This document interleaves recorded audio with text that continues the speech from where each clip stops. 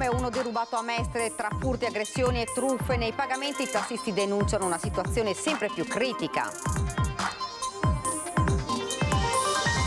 Doppio incidente questa mattina a Mirano e Santa Maria di Sala. Un trentenne ha tamponato un'auto, poi è fuggito ed è stato investito da un tir a 500 metri di distanza. È grave. Al via le attività della polizia stradale per verificare lo stato di salute delle gomme di migliaia di automobili in vista delle vacanze estive. 3 treni, 60 pullman, oltre a coloro che raggiungeranno Milano con la propria auto. Saranno circa 7.500 i lavoratori e pensionati veneti che prenderanno parte alla manifestazione indetta da CGIL e CISL-UIL. Un gesto che offende la memoria del Veneto. È durissima la presa di posizione di Veneti Nette per la decisione del comune di Rivoli Veronese di dedicare una targa a Napoleone Bonaparte. Caterina Murino sarà la madrina dell'80ª mostra del cinema di Venezia. Lei spetterà il compito di condurre la serata di apertura e quella di chiusura del Festival del Lido. Conto alla rovescia per la giornata degli alpini a Udine. Grande è l'attesa per la sfilata che Antenna 3 trasmetterà in diretta, non stop, dalle 7:30 del mattino. Buonasera, ben ritrovati, edizione veneziana dei nostri telegiornali. Dunque, li avete sentiti questi titoli, ma in primo piano il sondaggio che vogliamo proporvi come ogni martedì e riguarda la politica, elezione diretta del capo dello Stato. Lo vedete in sovraimpressione. Se volete rispondere sì in verde, 0422 1626 0422 1626 691. Se invece volete rispondere no, 0422 1626 690. L'esito di questo sondaggio nel corso della nostra trasmissione di questa sera, Ring. Ed ora la cronaca, l'avete sentito, un tassista picchiato a Piazzale Roma e uno derubato a Mestre. Tra furti, aggressioni e truffe nei pagamenti, i tassisti denunciano una situazione sempre più critica.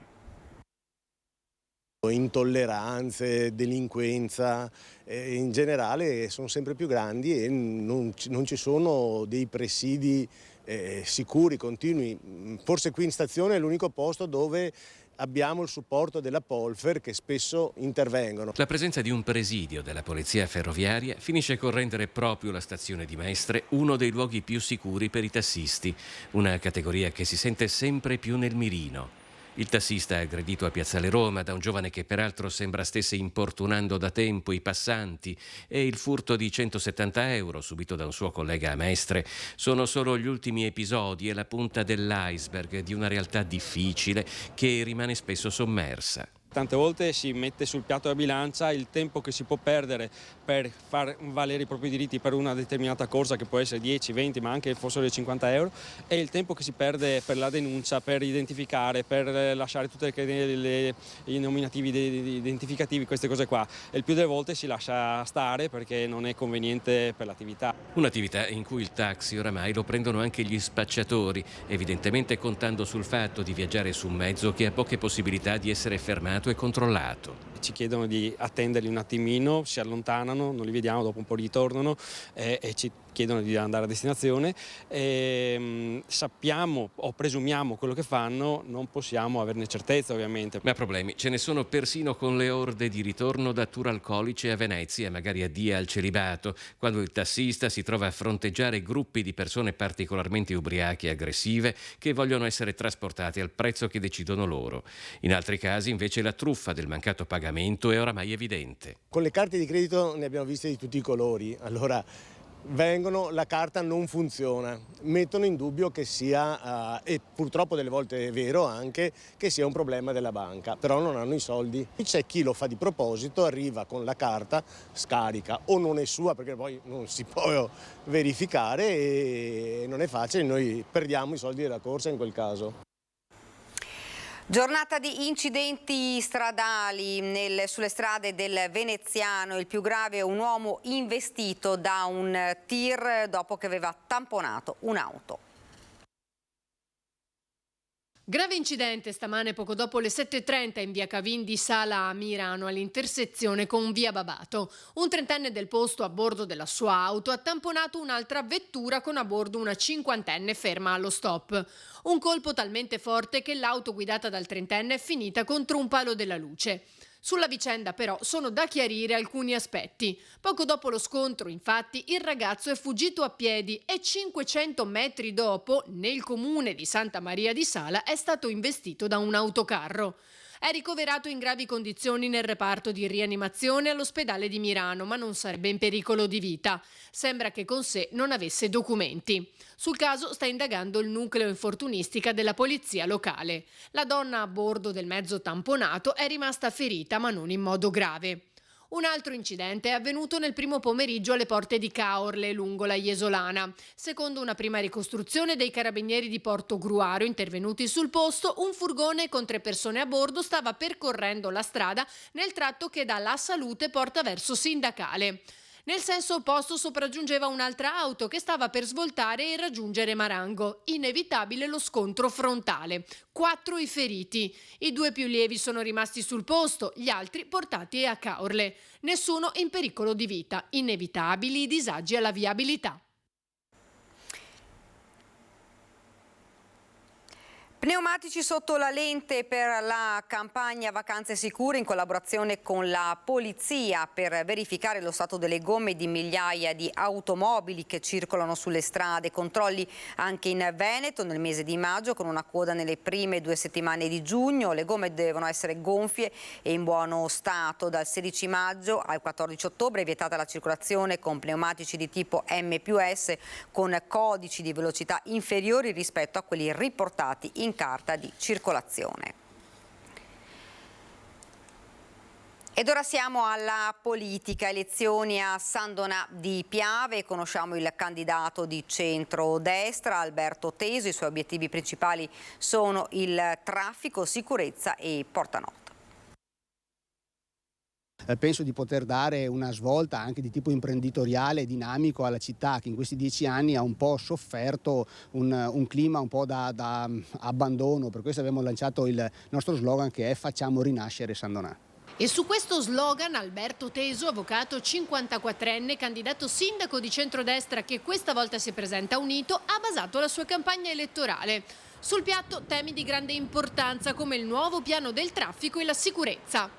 I 2 punti principali che abbiamo detto di voler affrontare fin da subito sono un nuovo piano della mobilità, rivedere quindi la viabilità di accesso di circolazione a San Donà di Piave che è in situazione abbastanza difficile a causa di alcune scelte che noi non condividiamo dall'amministrazione uscente, prima tra tutte la chiusura di Corso Silvio Trentin, la via Triestina che attraversava San Donà che adesso è chiusa perché hanno realizzato un'isola pedonale permanente e poi un intervento importante sul fronte della sicurezza con l'assunzione di nuovi agenti di polizia locale per andare a riformare insomma, il corpo e dare un po' di sostegno in più agli agenti che già ci sono, che sono solo 25 su una pianta organica di 40. Tra gli obiettivi di Teso c'è anche Porta Nord. È la nuova area che è realizzata appunto a nord di San Donà di Piave con l'apertura della nuova stazione del treno e della nuova stazione dell'autobus per uno snodo intermodale ferrovia e gomma che sarà fondamentale per lo sviluppo di San Donà. Passerà la ferrovia che accede direttamente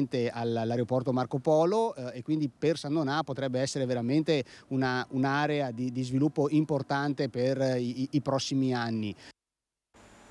Ed ora invece conosciamo il candidato del terzo polo, Carlo Fantinello, che si definisce l'alternativa da destra e sinistra. Oggi i nostri cittadini hanno la possibilità di trovare una risposta alternativa soprattutto nel modo di governare. Noi crediamo molto nella concertazione, nel lavorare assieme alle associazioni di categoria, alle organizzazioni sindacali, alle associazioni del terzo settore. Questo territorio negli anni 2000 ha visto più di 1.000 miliardi di investimenti fatti con questo metodo. Io all'epoca ero sindaco del comune di Fossalta di Piave, soggetto responsabile di quello strumento che noi abbiamo adottato e ritengo che quella sia la strada giusta da percorrere, che è alternativa al modo di governare che ha la destra e la sinistra. Titolare di uno studio di consulenza alle imprese dal 90 e sindaco di Fossalta di Piave per 2 mandati fino al 2004, Carlo Fantinello, sostenuto dal terzo polo, vive a San Donà di Piave da 18 anni. Il suo, ha spiegato, è un progetto innovativo, l'alternativa a destra e sinistra, che ambisce a dare voce a un centro riformista, col coraggio di imprimere una marcia in più allo sviluppo della città e della Venezia orientale, partendo, dice, da un obiettivo preciso. La nostra priorità, l'abbiamo detto in tutte le salse possibili, è il terzo ponte sul fiume Piave. Lo riteniamo necessario perché è la soluzione per la viabilità che attualmente attanaglia tutti i cittadini che entrano e che escono dalla città. C'è mezz'ora di coda al giorno, credo sia insostenibile continuare in questa cosa, per cui il primo intervento è sicuramente quello. In vista delle elezioni di San Donà sarà disponibile il servizio di trasporto riservato a quegli elettori che per ragioni di salute sono impossibilitati a raggiungere il loro seggio di voto in modo autonomo, chiamando quindi i numeri telefonici 0421 59 0612 oppure 0421 59 02 93. Per ragioni organizzative i cittadini interessati a prenotare il servizio sono pregati di chiamare entro le ore 12 di venerdì 12 maggio. Ed ora ci fermiamo qualche istante di pubblicità, poi torniamo nuovamente in studio.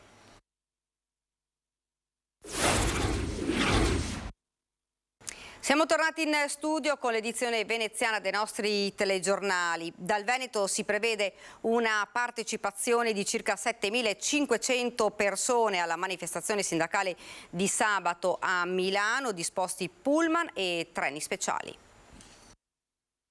Il 13 saremo a Milano a manifestare per un Veneto più giusto, meno diseguaglianze, più sicurezza del posto di lavoro e più sicurezza nel posto di lavoro e soprattutto una sanità adeguata. Con forza lotteremo finché non raggiungeremo questo obiettivo. 3 treni speciali, 60 pullman, oltre a coloro che raggiungeranno Milano con la propria automobile. Si stima che saranno circa 7.500 i lavoratori e i pensionati veneti che prenderanno parte alla manifestazione indetta da CGIL e Cisle-UIL per una nuova stagione del lavoro e dei diritti.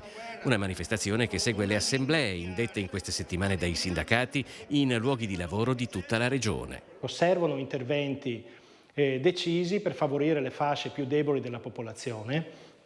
Serve un rifinanziamento forte del sistema sanitario nazionale, servono delle norme sul lavoro che favoriscano il superamento del precariato e la stabilizzazione delle persone e la crescita delle loro competenze. Servono soprattutto interventi sia di rinnovi contrattuali per crescere i redditi, ma anche di intervento e di taglio sul cuneo fiscale.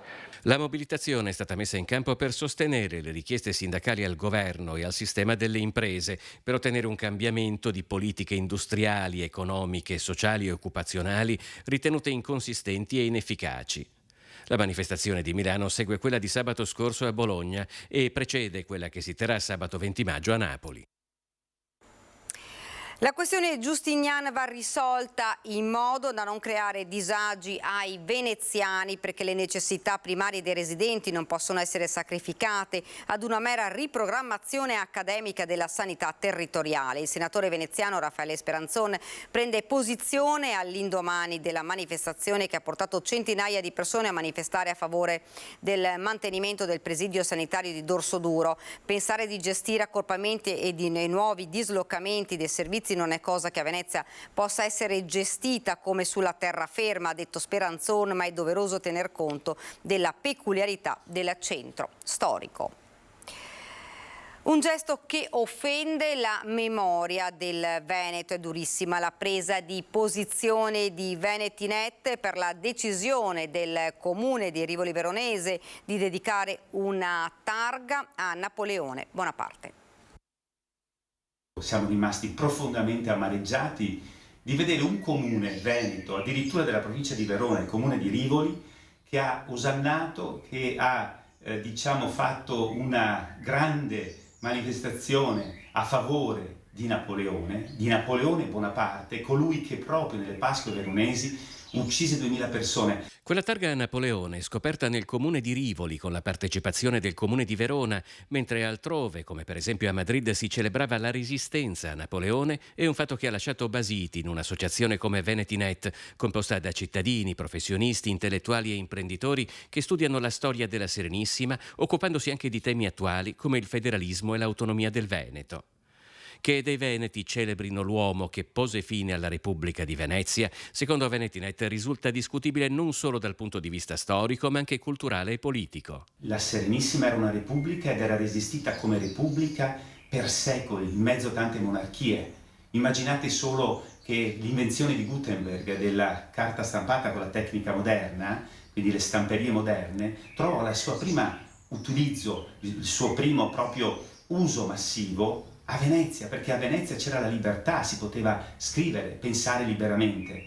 E venirci a dire che Napoleone abbia portato valori che noi non avevamo, questa è un'ulteriore grande offesa al popolo dei Veneti e alla nostra storia. Napoleone non portò alcun progresso in uno stato in cui le idee illuministe circolavano da decenni e avevano influito sugli uomini di governo e sulle gestioni delle istituzioni. Da VenityNet sostengono come al contrario eseguì fucilazioni seriali, istituì tribunali speciali, distrusse innumerevoli chiese, conventi e palazzi, rubando opere d'arte. Non si può non dimenticare tutti i danni, i furti, i saccheggi, le stragi che egli perpetrò all'interno della Repubblica Serenissima. Ecco perché protestiamo col Comune di Rivoli, perché chiediamo un incontro chiarificatore, perché riteniamo offensivo per tutti noi veneti che venga fatta questa rappresentazione gloriosa di quest'uomo che ha portato il disastro nella nostra regione, nella nostra storia.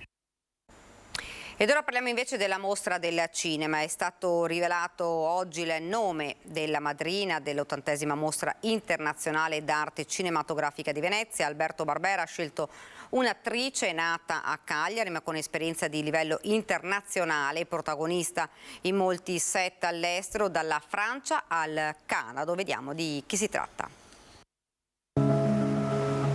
Caterina Murino sarà la madrina dell'80esima mostra internazionale d'arte cinematografica di Venezia. Aprirà lei la mostra il Lido il 30 agosto, poi condurrà la cerimonia di premiazione il 9 settembre. Classe 1977, l'attrice è nata a Cagliari. Alberto Barbera ha pescato così un altro nome di grande prestigio e di caratura internazionale per questo importante ruolo. È un immenso onore essere la madrina dell'80esima mostra internazionale d'arte cinematografica della Biennale di Venezia, ha scritto la stessa madrina nel suo profilo Facebook non appena nella tarda mattinata di oggi è stato annunciato il suo nome. Grazie di cuore ad Alberto Barbera e alla Biennale per questo meraviglioso regalo. Ci vediamo a Venezia. Così Caterina aveva ricordato l'inizio della sua carriera qualche anno fa a Coming Soon. Sono partita dalla Sardegna per arrivare a Milano, un po' di modella, il primo lavoro che ho preso è stato a Parigi, uno spot pubblicitario, la vita è abbastanza ironica. Sono tornata a Milano e ho detto io devo iniziare a studiare recitazione e così ho iniziato a studiare in una scuola di teatro e sono entrata in una compagnia di teatro milanese e lì ho iniziato tutto. Racconta gli insegnamenti ricevuti da Dino Risi e il film che l'ha resa protagonista e famosa in tutto il mondo al grande pubblico è stato nel 2006 il ruolo di Solange in Casino Royale di James Bond, che ha concluso le riprese proprio in Laguna, nella nostra città. Per capire il mondo intero devi veramente vivere il mondo ed è sicuramente il regalo più grande che questo mestiere possa regalarci, capire il mondo che ci circonda e poter viaggiare per conoscere il resto del mondo. E ancora Festival del Cinema, il direttore della mostra Alberto Barbera non nasconde la sua soddisfazione per il risultato raggiunto con la nomina dei presidenti di giuria e promette altri colpi con personaggi di alto profilo. È molto soddisfatto il direttore della Mostra Internazionale d'Arte Cinematografica di Venezia, Alberto Barbera, per l'annuncio dei presidenti di giuria che saranno al lavoro al Lido per l'80esima edizione del festival. Devo ammettere di essere molto soddisfatto di questo risultato. Damien Chazelle è uno dei più grandi registi americani, è stato 2 volte a Venezia, ha aperto il festival, la mostra con 2 bei film, La La Land, che poi vinse anche un paio di Oscar, The First Man, E quest'anno è uscito il suo ultimo lavoro che io ho molto amato, Babylon. Ci sarà anche una protagonista assoluta di Venezia 79 lo scorso anno. Alice Diop, che presiederà la giuria delle opere prime. L'anno scorso è stata la rivelazione di Venezia 79, il suo film vinse addirittura 2 leoni, il Gran Premio Speciale della giuria e il premio Il Leone come miglior film di esordio, miglior opera prima. Jonas Carpignano non era mai stato a Venezia con i suoi film, che sono stati però grandi successi internazionali, quindi anche lui darà un contributo significativo alla giuria di Orizzonti di quest'anno. Tra pochi giorni Barbera partirà per Cannes per assistere al festival, ma molti altri colpi sono in arrivo in Laguna. Sto completando anche gli altri componenti delle varie giurie, spero di riuscire ad annunciarli presto, ma si tratta di nomi di grande prestigio. Si avvicina la 94esima adunata nazionale degli alpini a Udine. In questi giorni vi racconteremo la partenza delle penne nere verso la 3 giorni di feste. Domenica, nel giorno della grande sfilata delle penne nere, come sempre Antenna 3 vi racconterà in diretta l'emozione della giornata clou dell'evento. Una maratona non stop dalle 7:30 del mattino fino a sera per vivere con voi momento dopo momento la festa alpina, e come sempre avrete la possibilità di mandare i vostri messaggi al 351 1755 340. E questa era la nostra ultima notizia. Vi lascio alle previsioni del tempo. Vi ricordo fra qualche minuto il telegiornale di Treviso. Grazie per averci seguito. Arrivederci.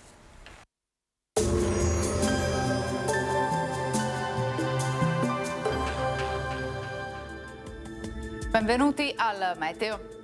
Nessuna rimonta dell'alta pressione, l'atmosfera resta instabile e le temperature saranno altalenanti, ma comunque intorno alle medie. Vediamo intanto il dettaglio di mercoledì 10 maggio. Sul Veneto tempo spiccatamente variabile sin dal mattino, con cielo molto nuvoloso e con precipitazioni diffuse, anche moderate. Limite della neve in abbassamento fino a 1800-1900 metri. Temperature in calo anche sensibile, minime tra 8 e 13 gradi, massime tra i 13 e i 16 gradi all'incirca. Ci spostiamo ora sul Friuli Venezia Giulia, anche in questo caso condizioni perturbate con cielo coperto e con piogge diffuse a tratti abbondanti. Temperature minime sui 12-13 gradi, massime intorno ai 15-16 all'incirca. Infine diamo uno sguardo alla situazione del Trentino Alto Adige, dove avremo ben poche novità. Il tempo risulterà piovoso con rovesci, a tratti anche forti. Temperature minime intorno agli 11-12 gradi, massime sui 17 all'incirca. Dal meteo per ora è tutto, vi auguro come sempre un buon proseguimento in nostra compagnia.